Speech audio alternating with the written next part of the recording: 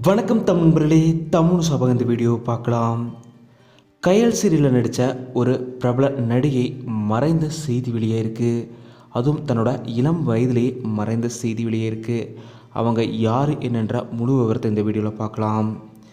கயல் சீரியலில் நடித்தவங்க தான் சுபாஷினி. இவங்க இதுக்கு முன்னாடியே திரைப்படங்கள்லையுமே நடிச்சிருக்காங்க.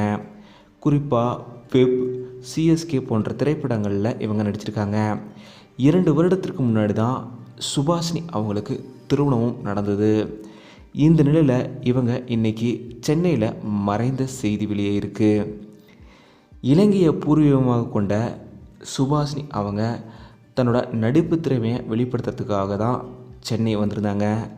இந்த நிலையில் இவங்களோட மறைவு செய்தி கேட்டு சின்னத்திரை வெள்ளித்திரை பிரபலங்களுமே இப்போது அவங்களுக்கு இரங்கல்களை தெரிவிச்சிட்டு வராங்க.